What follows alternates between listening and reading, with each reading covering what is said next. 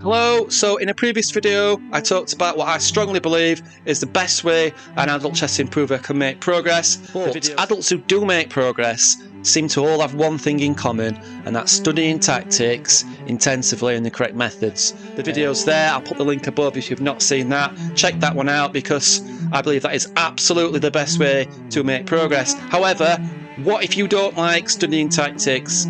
Or you haven't got time to drill 10,000 tactics a month or whatever it is? Well, this video is going to be all about the second best way or another alternative method to make progress as an adult if you don't have the time or inclination to put tactics study into your regime. So first things first, right?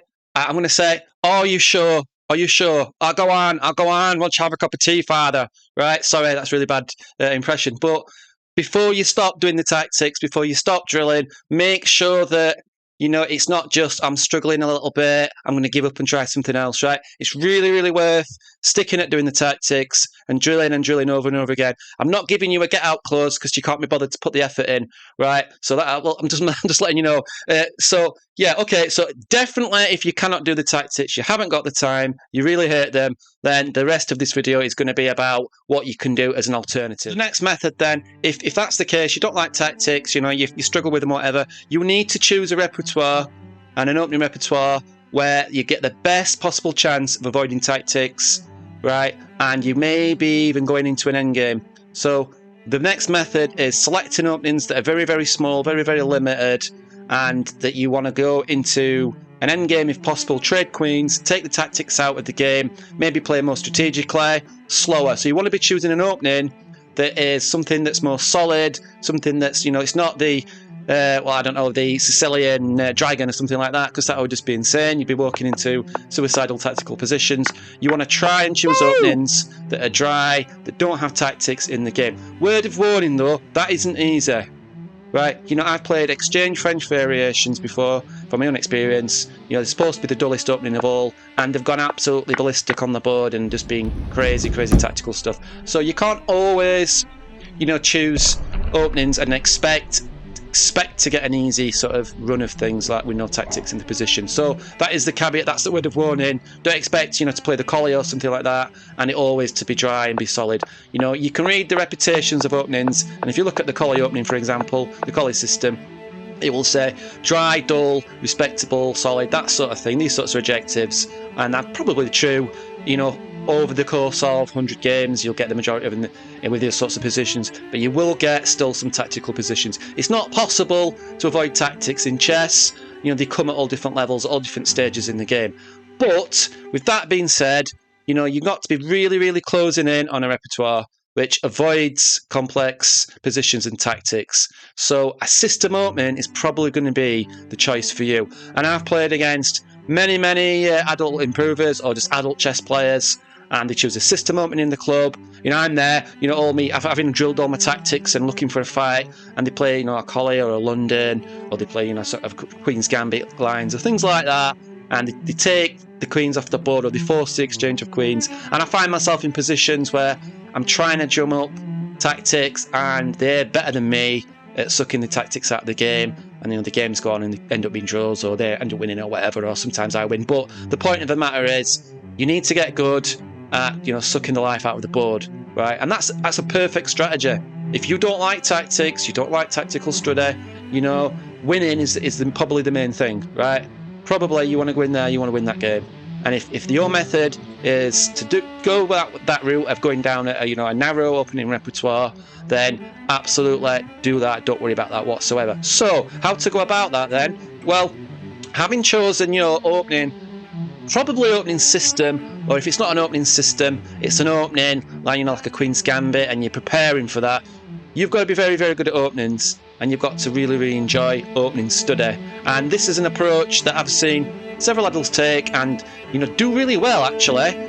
Not as much as the tactics, obviously that's the first thing, but the second level is getting good at your openings, knowing your openings. So let's look at a couple of examples. So from personal point of view, I know somebody who built a massive database of openings, and he was religiously logging these openings, and he was drilling the openings over and over again. He'd chosen a narrow route, and he stuck to those openings, And, every time he play a game, he'll update his database. And I know this guy was winning games sometimes on move 20 odd because it was still in his opening preparation. And that was just incredible. He's 1800 level player, and it's an incredible level of prep. So there's this other guy, for example, I've just looked at called Jay Garrison.